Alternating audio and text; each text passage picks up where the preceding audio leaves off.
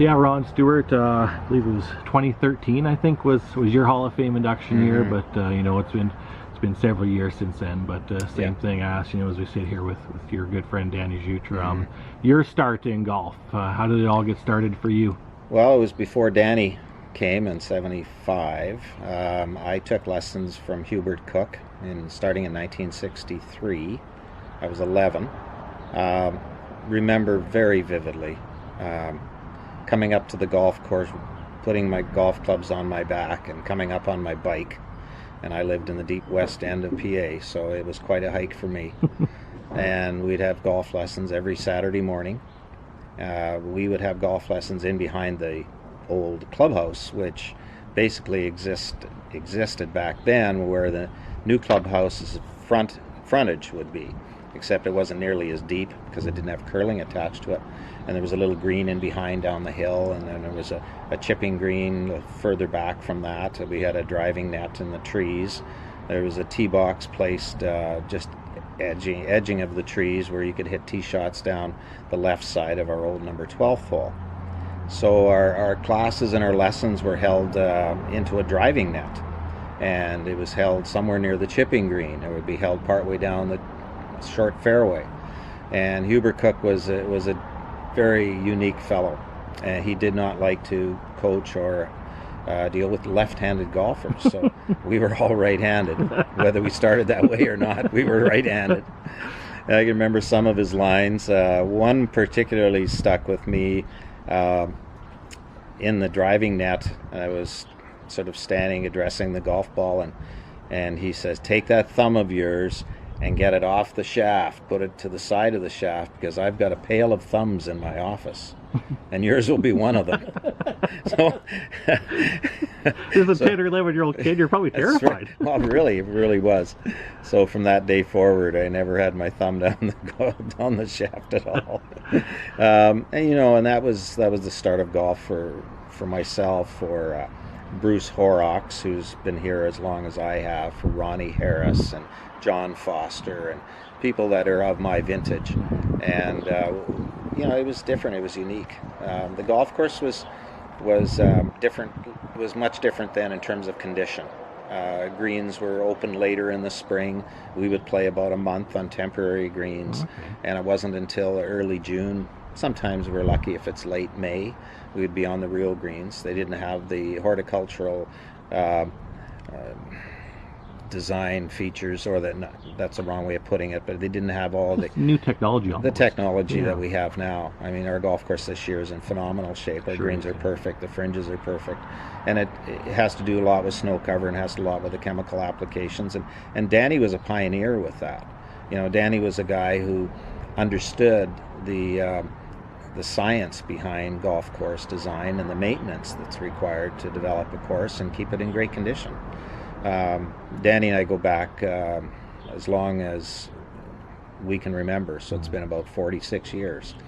Danny was very much influencing me later on in my golf life with lessons that I would take from him individually, at least a couple times a year. And his uniqueness and his ability to pick out little things really kept me straight and kept me playing at a higher level than I otherwise would be able to play. And I miss that, and I miss Danny's lessons, because my game is now not nearly as strong as it once was, and there's certain aspects of my game which need to be corrected. And maybe Danny and I, for the one more time, have to go out to the green and just take a look at a couple things, and maybe he can straighten around my golf game. You say your golf game now, but I mean, you're going to go down in history as one of the greatest to ever play. I mean, you won 3 amateur championships. You were a junior champion, I believe, in 1970. Went to 2 provincials. Was it instant success for you as a junior, or was there a lot of work put into it? I was a baseball player when I first started. Golf was a second sport for me. Living down on 12th and 13th Street West, we were very close to the ballpark. And so most evenings I'd be at the ballpark shagging fall balls and home runs or playing baseball. I played baseball up until the time that I moved to Ontario when I was going into grade 11. And it wasn't until I came back from Ontario that I really started to get serious about golf. I got sort of serious down there, but it was a tougher gig. There were better players. So I really didn't have the ability to play winning golf until after return from Ontario in 1969. And then practiced real hard. I had a severe elbow injury as a pitcher and as a javelin thrower in track and field, and it limited then my ability to carry on playing baseball.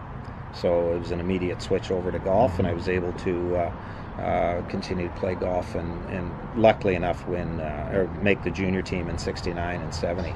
And then in 70 I won the Saskatchewan Junior in Saskatoon. It was match play, 1970. I played a guy named Gary Schrimmel, who was from Prince Albert. Played Gary in the final at Saskatoon Golf and Country Club. Now, of course, everything is stroke play. You don't have provincial championships with match play any longer. So that was kind of the start of my competitive career. Was there post-secondary golf for you? Well, interestingly enough, back then there weren't the golf scholarships available now. I did go down to the University of Washington, and in the spring of 1970, our family went down to Seattle, and I went to the driving range with the golf coach from the University of Washington and hit some balls. And I was offered a scholarship to the University of Washington, but then the scholarship would cover maybe a third of your tuition. Yeah. And so we had a long talk about that coming home, that it just wasn't enough to make it worth our while. So other than that, no, I went to the U of S and got my 2 degrees from there. No, perfect. And then again, yes, become an amateur and obviously continue to play through college and whatnot. Yeah. 3 amateurs. They all end. I know it's a running joke amongst all you guys. I've heard it before. The peers and whatnot about the 7s, lucky 7s, whatever it is. But the 3 times, any of them stand out more? The first one and the last one. Yeah. The first I think one, for different reasons, though, right? Yes. Yeah. First one was here, and I had 3 rounds in the 60s, and I had quite a lead going into round 4. And round 4 was at the Saskatoon Golf and Country Club. Rounds 4, 5, and 6 made the Willing Cup team. And going into round 4, I was maybe a 4 or 5 shot lead. I think it was around 10 or 11 under. And didn't play great. I was shot like 77, 76, 77, and missed the team by 1. And I remember very well, because after I missed it by 1, it was pretty devastating. So I get in my car and we're driving home and going down Idlewild, and those of you that from Saskatoon might remember an old Texaco station at about Idlewild, and I don't know where the A&W might be located now. And went to fill up gas and pulled in and filled my car, went in to pay for the gas, and they were giving away promotional items as a result of gas fill. They were giving away steak knives. Okay. So I took the steak knife and went into my car and started driving down the highway and had it sitting in the front seat. And there were a few things going through my mind about that steak knife before I got to PA that I'd rather not repeat. So that's one remembrance. The other was in 2007 when we had the amateur here, and I was fortunate enough to win and played in the last round with my son David and Luke Sheard, I believe. And it was really tight coming down the last 3 holes and walking off the 15th green and turning to the guys and saying, man, this doesn't get any better than this. This is so much fun. And then the turning point came on 16, and I think Luke might have taken a bogey. I might have had a birdie. Dave hit his left and made, I think he made double. And we go to 17. We all par 17. And coming down 18, there was 1 or 2 shot separation, and I was so nervous. But managed to eke it out, and then went to the Canadian Amateur at Riverside. So here goes another story. Might as well tell it.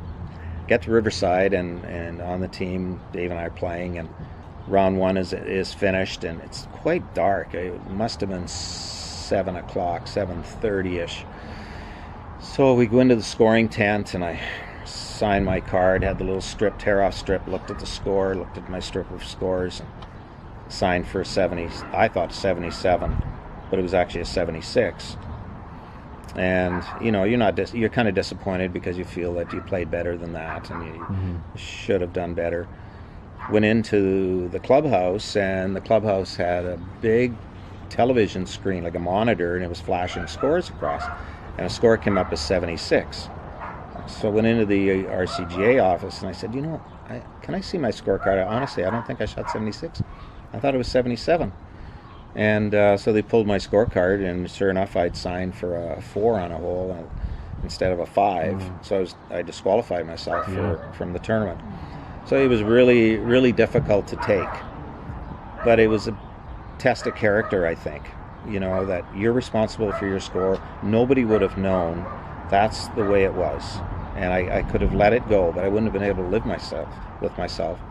So the next day they allowed me to play round 2, because after 36 holes, they go into match play. Oh, okay. And I would have made it by a shot into match play had I, been able to count my first round. But oh well, it's one of those things that happens. Yeah, it happens. It happens to guys on the PGA Tour, I think. Yeah. It's tougher for them. Yeah. But you and Dave have the 5 combined, I believe, and obviously only the Ballmers, Troy and Rod, have the only father-son to do it. How special is that to you and Dave? Oh, it was just wonderful to follow him and be part of his development as a player, and I look more forward to watching him play than playing myself. We spent so much time together on the golf course. When he started playing golf, which he was around 4 years old, and by the time he was 6, he's bigger than a lot of other kids height-wise, and was able to hit the ball a little further, and so we practiced and played a tremendous amount together, and his work ethic was second to none. And then by the time your son or daughter gets to a certain age, they learn better from other people, because you've talked to them so much that they've kind of tuned out. Mm-hmm. And to their credit, they have to look beyond that. So his development has come somewhat from myself and Danny, but also from him reaching out and going beyond us to be able to expand his knowledge of the game. Yeah. So Cook since 1963. Mm-hmm. That must be some sort of record for memberships for some things, but for you, what makes it so special? I mean, you live in PA, and I guess it's the only place you could play golf, but you obviously enjoy it. Oh, tremendously. Yeah. It's very unique here. We feel we have a part ownership on the golf course. We've given up a lot of volunteer time. We laid sod. We ran clubs. We volunteered for tournaments, and we felt we did it for all the right reasons. And we felt we were putting something back into the game. And so you feel that ownership, and you take a tremendous amount of pride in seeing things done well and seeing the golf course in good shape. So we're very protective of it. We have a lot of stories. There's a lot of stories out there, like I'm sure there are at many, many golf courses. Yeah, when you answer that, I think of the smaller towns. I mean, me living in Humboldt, I think of that tight-knit group around the HGC, but and you think that PA is almost out of that because it is, 50,000-ish people. Mm-hmm. It's a big city, but it is a small town, isn't it? Yeah, it certainly is. Yeah, and the golf community is a very close-knit community. We know each other very well. You go out and play golf with somebody for 4 hours, you get to know them very well. That's right. I played with a guy yesterday. I've never met him before in my life. I knew his dad when his dad was alive because we played hockey together. But after 4 hours, we were good friends. Yeah. And what other sport can you play? And at the end of it all, you're the best friend. And I think golf's very unique that way. And I think people have to open their minds to understand why golf is so unique, to sort of see why we have such a passion for it. Absolutely. Speaking of passion, it takes a lot of passion to keep a tournament going for 100 years and generations. Just your thoughts on the Northern as you guys come into the 100 consecutive. Yeah, well, it's a special year. They filled the tournament just a day or two after the deadline. The first initial date of registration for non-invited players. It was filled like 2 days later. So that just says something about the tradition. We're going to see a lot of guys here that have come forever, and guys that are maybe on their first time coming. So it's going to be a really unique year. There's going to be some swag that you're going to take and wear or use on your equipment. There's going to be some real memories. They're hoping to have a dinner for some of the champions from the past, and it'll be unique. It'll be sort of like our version of the Masters. Yeah, for sure. How many times have you won the Northern? 6 times. So where do those kind of rank compared to the AM? Well, the AMs are higher ranked. Yeah. in terms of the perception of being a better tournament, and I get that. But those of us that play in the Northern every year know how difficult the Northern is to win, and there's a lot of guys who take it very seriously out there. It's a hard tournament to win. You're playing 72 holes over 2 days, and at the end of that 72nd hole, you're spent. It's a tough weekend. But it's an exciting weekend because you get a lot of fans that go out and watch it. They go out in their carts or they walk along, and at any one time you could have between 50 and 100 people watching the final. So it's an exciting tournament. So looking forward to it. Yeah, for sure. Yeah. Just hope I play well enough to maybe make championship for one last time. Danny and I will have something to say about that. That's right. We'll make sure we connect before then. That's good. When you look back on that night for you, going to the Hall, I know there's a PA, Sports Hall of Fame induction as well for you. What do you remember about that night? The Saskatchewan Hall of Fame? The Golf Hall of Fame, yeah. Golf Hall of Fame in Saskatoon. It was at Riverside. Very well. Dean Prosky, a very close friend of mine, nominated me, and that was very nice of him to do that. And I think at some point in time, Dean should be there too. He's giving back to the game a tremendous amount. He's running a big tournament in Nipawin. So there's people who give back to the sport. For sure, that one. Yeah, for sure. And but having said that, it was a very special night, and you see people there that you may not have seen for many years. The tradition and the sense of excitement and understanding of what game's all about makes the night tremendously rewarding and exciting. I was so proud to be there. And when you look back on your career as well, just kind of, same thing I asked Mr. Zutra there, just, what kind of floods back? Is it the people more than the scores? Absolutely. Yeah, for sure. Golf's a very humbling game. It can bring you to your knees in a hurry. You have to respect the game so much, and you have to respect other people around you.